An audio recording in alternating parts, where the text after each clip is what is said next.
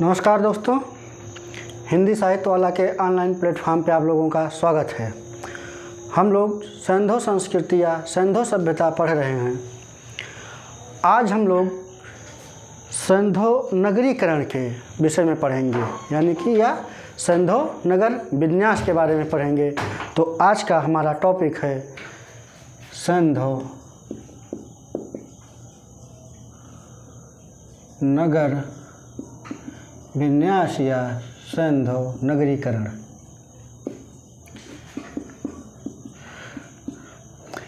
यह सभ्यता अपने नगर विन्यास के कारण ही विश्व में जानी जाती है, क्योंकि ये यहाँ के नगर सुनियोजित तरीके से बसाए गए थे। तो अगर हम सिंधु सभ्यता के नगरीकरण के विषय में चर्चा करें तो ये दक्षिण एशिया की पहली नगरीय सभ्यता थी और फिर सर्विस महोदय ने इसे विशुद्ध नगरीय सभ्यता कहा है। और हड़प्पा संस्कृति जो है ये सांस्कृतिक समरूपता के साथ साथ क्षेत्रीय विविधता को भी अपने आप में समेटे हुए थी। गार्डन चाइल्ड महोदय ने इसको प्रथम नगरीय क्रांति कहा। अगर हम बात करें नगरीकरण के विषय में तो नगरीकरण ग्रामीण संस्कृति से भिन्न नगर केंद्रित सभ्यता के विकास का द्योतक है। और नगरीकरण एक स्थिति ना होकर एक प्रक्रिया है ये जो है। तो ये नगरीकरण जो है, अगर हम सिंधु सभ्यता के नगरीकरण के तत्व के विषय में बात करें या हम इस प्रकार कहें कि वो कौन कौन से तत्व थे जिन्होंने सिंधु नगरीकरण को प्रोत्साहन दिया या सिंधु सभ्यता को नगर केंद्रित सभ्यता बनाने में योगदान दिया, तो सबसे पहली बात अगर हम करें तो नंबर 1 पॉइंट पे आता है कि एक बहुत बड़ी जनसंख्या का गैर कृषि कार्यों में लगा होना। दूसरा, एक सक्षम शासक वर्ग की भूमिका। तीसरा, अगर हम बात करें तो लिपि का विकास। नेक्स्ट, उन्नत व्यापार और सांस्कृतिक विविधता। ये ऐसे तत्व रहे हैं जिन्होंने सिंधु संस्कृति को नगरीकरण की प्रक्रिया में योगदान दिया। तो देखते हैं सिंधु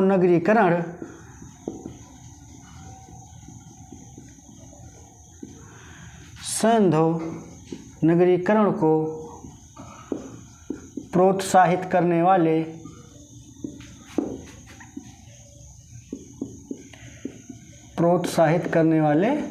तत्व। तो नंबर 1 हमने बताया कि एक बहुत बड़ी जनसंख्या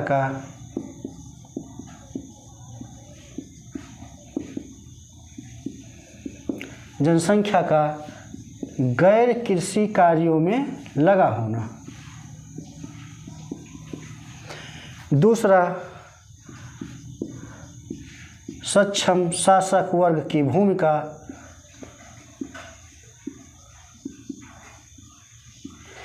तीसरा, लिपि का विकास या आप कह सकते हो लेखन कला का प्रचलन। चौथा, उन्नत व्यापार। और पांचवा, सांस्कृतिक विविधता। ये ऐसे तत्व रहे हैं जिन्होंने सिंधु नगरीकरण की प्रक्रिया में योगदान दिया। तो अगर हम आगे बात करते हैं कि सिंधु नगरों का निर्माण, हमने लोग जानते ही हैं कि सिंधु नगरों का निर्माण सामान्यतः चेस बोर्ड पद्धति या ग्रिड पद्धति पर हुआ है, लेकिन सभी नगरों का निर्माण ऐसी प्रक्रिया से या सड़कें समकोणों पर काटती हों ऐसा कहना तर्कसंगत प्रतीत नहीं होता है, क्योंकि इनमें विविधता भी हमको दिखाई देती है।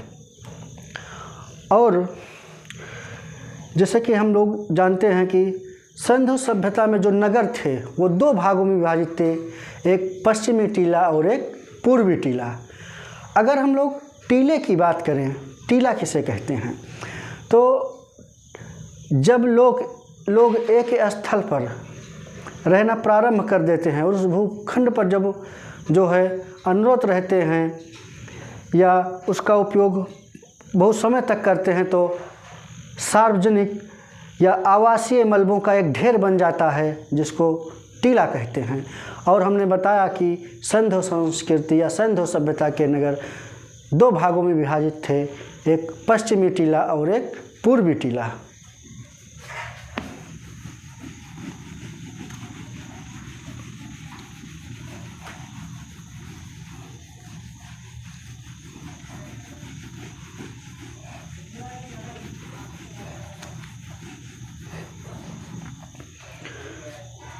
सिंधु नगरीकरण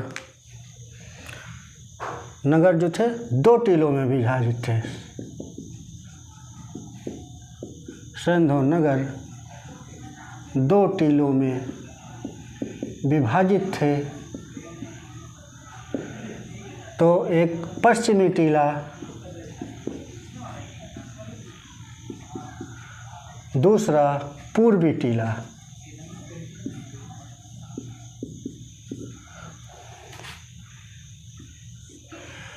ये जो पश्चिमी टीला था ये अधिक ऊंचाई पर स्थित था।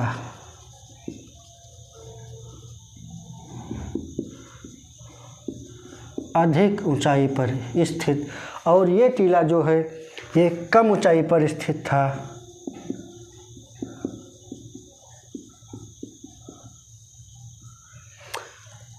अब हम बात करें अगर पश्चिमी टीले को क्या बोलते थे, तो इसको दुर्ग या दुर्ग टीला कहते थे। दुर्ग या दुर्ग टीला। और इसको निचला नगर या नगर टीला या नगर टीला। पश्चिमी टीले पर पुरोहित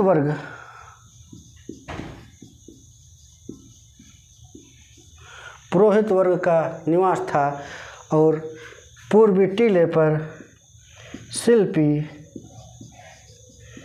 व्यापारी, नागरिक और सैनिक इनका निवास था। या पुरोहित वर्ग आप यहाँ शासक वर्ग भी कह सकते हो। और अगर हम धार्मिक अनुष्ठान के संबंध में इनकी बात करें, ये धार्मिक अनुष्ठान तो दोनों का संबंध जो है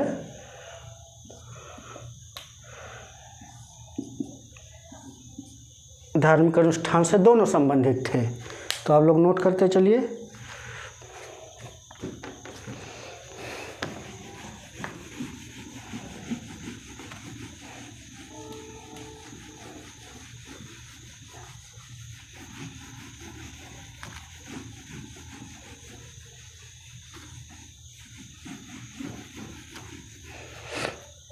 तो आप लोग जानते हैं कि हड़प्पा सभ्यता एक नगरीय सभ्यता थी तथा विश्व की प्राचीनतम सभ्यताओं में से एक थी।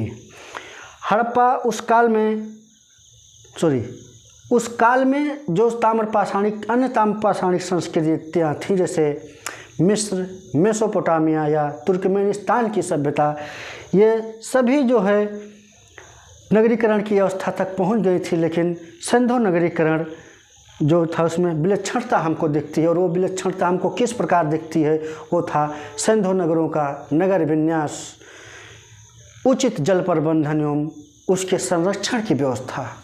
तो सिंधु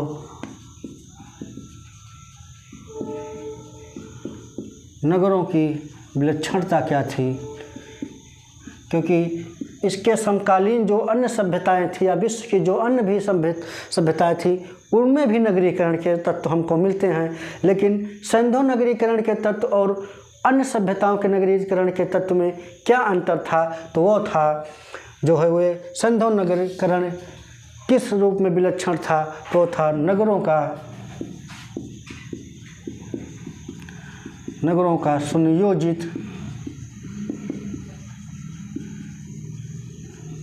का सुनियोजित विकास और उचित जल प्रबंधन और संरक्षण। ये जो विशेषताएं हैं ये सिंधु सभ्यता को अन्य सभ्यताओं से पृथक बनाती हैं या भिन्न बनाती हैं। अगर हम बात करें नगरों के विकास में या नगरों के निर्माण में, तो हमको काफ़ी हद तक एक रूपता स्थापित करने का प्रयास किया गया है। जैसे कि हड़प्पा, मोहनजोदड़ो और कालीबंगा के स्थल से दो भागों में बटे हुए हैं। नगरों के निर्माण में एक रूपता स्थापित करने का प्रयास किया गया है। उदाहरण के लिए हमने बताया हड़प्पा, मोहनजोदड़ो और कालीबंगा स्थल दो भागों में बटे हुए हैं।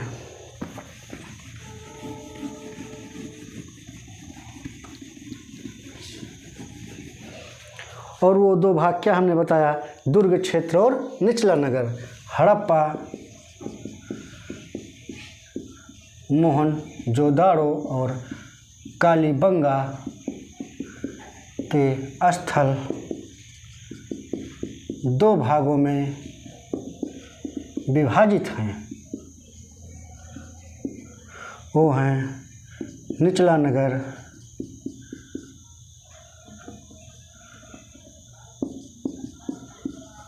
और दुर्ग क्षेत्र।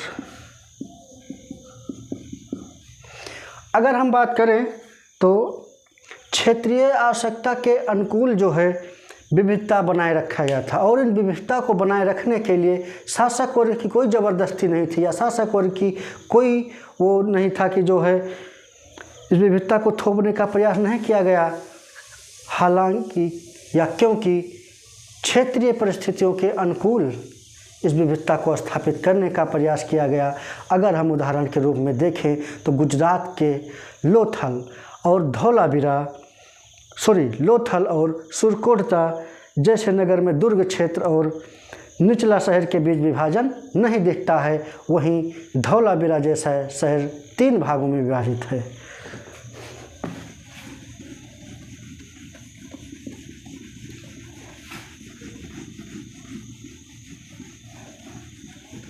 तो इन संस्कृत तो हमने बताया कि क्षेत्रीय आवश्यकता के अनुकूल विविधता स्थापित करने का प्रयास किया गया। गुजरात में लोथल, उदाहरण के तौर पर गुजरात में लोथल और सुरकोटता, गुजरात में लोथल और सुरकोटता शहर के बीच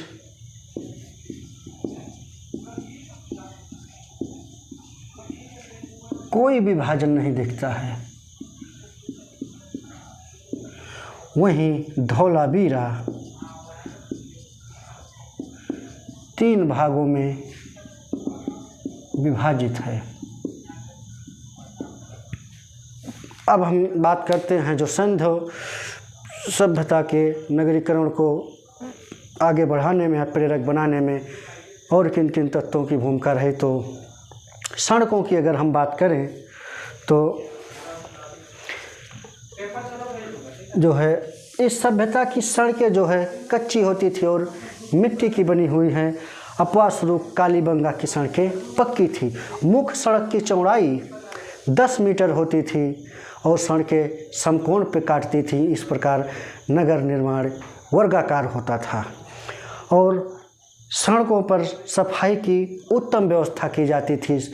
सड़कों के किनारे कूड़ेदान भी रखे हुए होते थे और इन सड़कों जो मकान बनते थे उनके दरवाजे और खिड़कियां सड़कों की तरफ न होकर गलियों में खुलते थे, क्योंकि सफाई का विशेष ध्यान रखा जाता था। हालांकि लोथल इसका अपवाद है। लोथल के दरवाजे और खिड़कियां मुख्य सड़क की ओर खुलते थे और नगरों में गलियों का जाल बिछा हुआ था। तो हमने बताया सड़क के बारे में।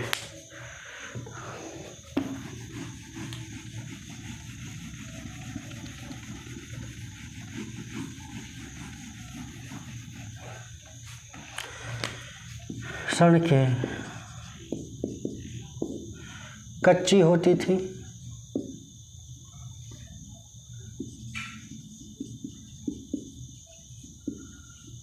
हालांकि कालीबंगा में अपवाद के स्वरूप कालीबंगा में अपवाद स्वरूप पक्की सड़कों का प्रयोग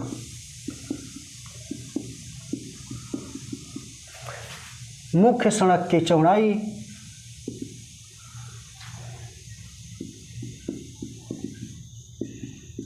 10 मीटर होती थी और सड़कें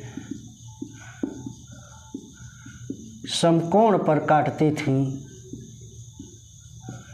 जिसे नगर निर्माण योजना वर्गाकार, जिससे नगरों का आकार वर्गाकार और सड़कों पर साफ सफाई की व्यवस्था और सड़कों के दरवाजे और खिड़कियां गली सड़क की तरफ न खुलकर गली की तरफ, हालांकि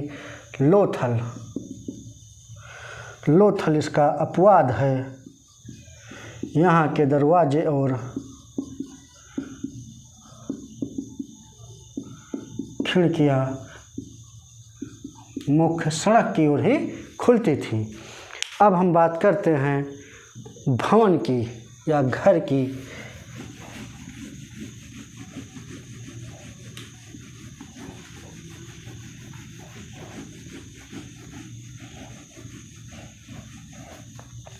तो अगर हम भवन की बात करें तो भवन 1 से 2 मंजिले होते थे और प्रत्येक घर में आंगन होता था और घर के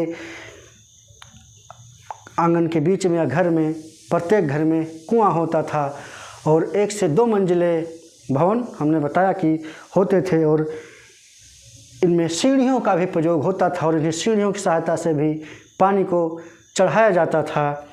घर की जल निकासी के लिए नालियों की व्यवस्था की गई थी और ये नाली जो है गली की नाली से जुड़ती थी और ये गली की नाली सड़क की मुख्य नाली से जुड़ती थी, जिससे पानी आसानी से निकल जाता था। और मोहनजोदड़ो में मुख्य सड़क के नाली को ढकने का भी प्रयास किया गया है और नाली की सफाई के लिए मेन होल की भी व्यवस्था की गई थी। सबसे बढ़कर जल निकासी की प्रणाली दक्षता बनाए रखने के लिए प्रत्येक घर की दीवार जो है गली से सटकर निर्मित की जाती थी। जो गली की नाली थी उससे सटाकर निर्मित की जाती थी। तो आवासीय भवन की अगर हम बात करें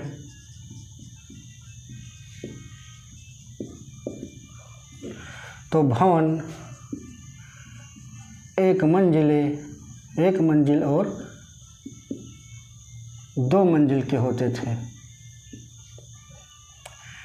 प्रत्येक घर में आंगन होता था, साथ ही प्रत्येक घर में कुआं भी होता था,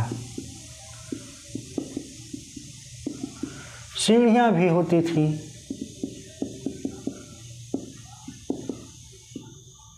और हमने बताया कि घर का जल नाली से की सहायता से बाहर निकलता था। तो घर की नाली गली की नाली से जुड़ती थी और गली की नाली मुख्य सड़क की नाली से जुड़ती थी और मोहनजोदड़ो में नालियों के ढकने के भी प्रमाण हमको मिलते हैं। मोहनजोदड़ो में नालियों के ढकने के भी प्रमाण और इनकी सफाई के लिए मेन होल की भी व्यवस्था की गई है। और हमने बताया कि जल निकास प्रणाली की दक्षता को बनाए रखने के लिए प्रत्येक घर की दीवार गली की नाली से सटाकर बनाई जाती थी।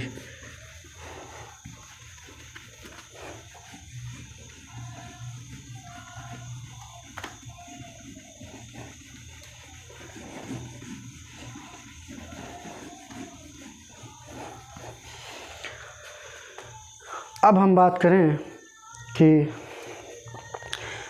ये सभ्यता इतनी विलक्षण क्यों हुई, क्योंकि हड़प्पा सभ्यता के लोग पहले सड़कों और नालियों का विकास कर लेते थे, फिर जो है मकानों का निर्माण करते थे। इसीलिए इनकी सभ्यता की जो उचित जल प्रबंधन की व्यवस्था है वो इस तरीके से व्यवस्थित हुई, क्योंकि ये लोग पहले सड़क और नाली की व्यवस्था सड़क और गलियों की व्यवस्था करते थे, फिर जो है घर का निर्माण करते थे। और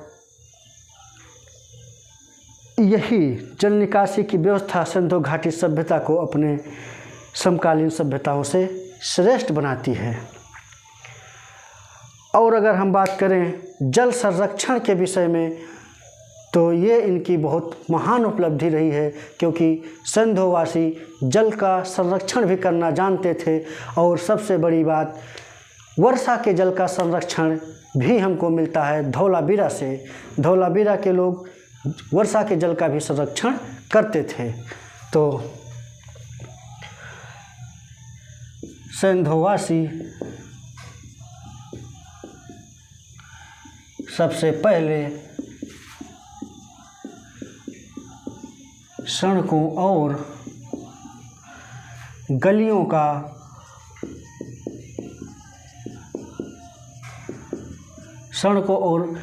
का निर्माण करते थे, फिर मकानों का निर्माण करते थे। यही वजह है कि उनका जल प्रबंधन सफल सिद्ध हुआ। यही वजह है कि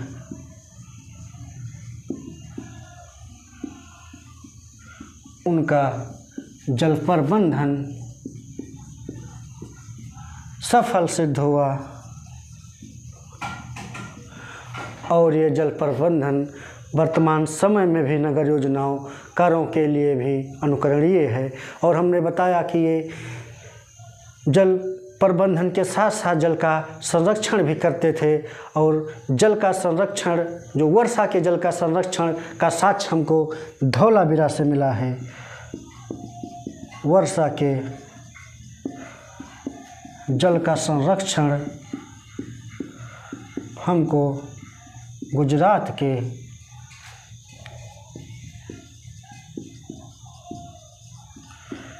धौलावीरा से मिलता है।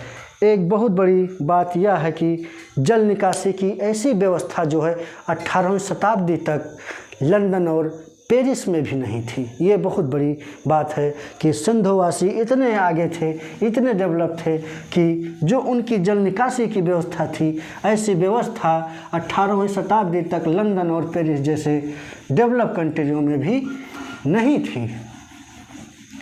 वर्तमान समय में आप देख रहे हैं कि जो है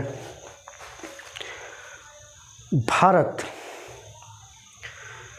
में जयपुर और चंडीगढ़ शहरों का निर्माण और ब्रिटेन में लंकाशायर, इन जैसे शहरों का निर्माण सिंधु सभ्यताओं की तर्ज पर किए जा रहे हैं। या और अगर हम बात करें तो वर्तमान जो स्मार्ट सिटी योजना है वो भी कहीं ना कहीं सिंधु सभ्यता के नगरीकरण से ही प्रेरित है। तो नेक्स्ट अगर हम बात करें तो ईंटों का भी योगदान इनके नगरीकरण में हमको दिखाई देता है। तो सिंधु ईंटें चतुर्भुजाकार की होती थी और इनका सर्वप्रचलित आकार, सिंधु ईंटों का सर्वप्रचलित आकार जो है वो था 28x14x7 यानी कि 4:2:1। ये इनका सर्वप्रचलित ईंटों का अनुपात था। कालीबंगा में अलंकृत ईंटों का प्रयोग हुआ है, वहीं चाहूदड़ों में वक्राकार ईंटों का प्रयोग हुआ है। तो कालीबंगा में फर्श बनाने के लिए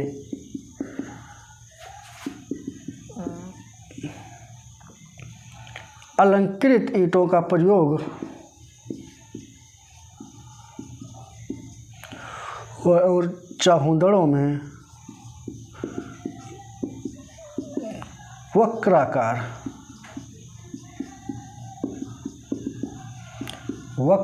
ईंटों का प्रयोग टेढ़ी मेढ़ी, वक्रा मतलब टेढ़ी मेढ़ी ईंटों, जिसे आप वर्तमान समय में अपनी भाषा में खंजर कहते हो, ऐसा कह सकते हो। खंजर टाइप की ईंटों का प्रयोग जो है वहाँ होता था चाहूदड़ों में। नेक्स्ट अगर हम बात करें तो अन्नागार का भी जो है साक्ष्य नगरीकरण की प्रक्रिया में योगदान दिया था। तो हड़प्पा, मोहनजोदाड़ो, लोथल और कालीबंगा, यहाँ से हमको अन्नागार के साक्ष्य मिले हैं। और हड़प्पा और मोहनजोदड़ो के अन्नागार काफ़ी विशालकाय थे। तो सिंधु प्रक्रिया, नगरीकरण प्रक्रिया में अन्नागारों का भी महत्व था और इनकी प्राप्ति हमको हड़प्पा, मोहनजोदाड़ो, लोथल और कालीबंगा से हुई है। हड़प्पा और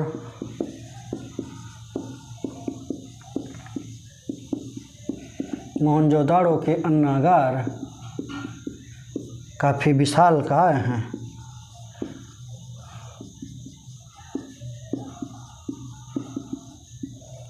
आप जानते ही हैं कि जब उत्पादन अधिशेष हुआ और उस उत्पादन अधिशेष को किसी शासक वर्ग के द्वारा जो है रखने के लिए अन्नागारों की व्यवस्था की हुई, ताकि वो अकाल के समय में या ज़रूरत पड़ने पर इन्हीं अन्नागारों से अनाजों का इस्तेमाल किया जा सके।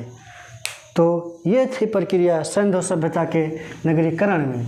अगर हम थोड़ा और चर्चा करें कि सिंधु सभ्यता की नगरीकरण की प्रक्रिया इतनी उन्नत क्यों हुई और अन्य सभ्यताओं की जो जैसे मिस्र और मेसोपोटामिया सभ्यता की वो भी नगर की अवस्था तक पहुँचे, लेकिन वो सिंधु सभ्यता से पीछे क्यों रह गए? क्योंकि उनके नगर बेतरतीब अवस्था में बसाए गए थे और यहाँ नगरों का निर्माण एक नियोजित तरीके से हुआ था। तो अगर हम बात करें तो मिस्र और मेसोपोटामिया में जो शासक वर्ग था, उन्होंने सार्वजनिक भवनों पर अधिक खर्च किए और जनता या आम जन जो है या सामान्य लोग मिट्टी और कच्ची ईंटों के मकान में रहते थे। वहीं सिंधु सभ्यता का शासक वर्ग जो है, इन्होंने सार्वजनिक भवनों पर कम खर्च किया और लोगों के उत्थान पर इसने ज़्यादा ध्यान दिया। तो क्या लिखने की ज़रूरत है, आप लोग लिख ही लिएगा। हम फिर से बोल दे रहे हैं कि जो मेसोपोटामिया और मिस्र जैसी सभ्यताएं थीं, वहाँ के शासक वर्ग ने सार्वजनिक भवनों के निर्माण पे काफ़ी काम किया, काफ़ी खर्चा किया और आम जन जो थे वो कच्ची जो है मिट्टी के घरों में या मिट्टी के घरों में या कच्ची ईंटों के घरों में रहते थे। लेकिन सिंधु सभ्यता का जो शासक वर्ग था वो सार्वजनिक भवनों पे कम खर्च करके अपने लोगों के उत्थान पे काफ़ी ध्यान दिया।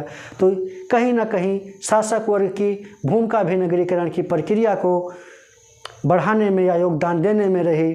हालांकि जब तक यहाँ की लिपि नहीं पढ़ी जा सकती तब तक हम यहाँ के जो है राजनीतिक जो है यहाँ की राजनीतिक जो है समाज था या जो सरकार थी या कौन सा तंत्र यहाँ या जो सिंधु सभ्यता में कौन सरकार का क्या रूप था, इसके विषय में हम नहीं जान सकते जब तक यहाँ की लिपि नहीं पढ़ी जा सकती है। जब हो सकता है भविष्य में यहाँ की लिपि पढ़ी जाए तो इस पे हमको और ज़्यादा ज्ञान प्राप्त हो। तो आज के लिए इतना ही, मिलते हैं नेक्स्ट टॉपिक पर नेक्स्ट डे। धन्यवाद।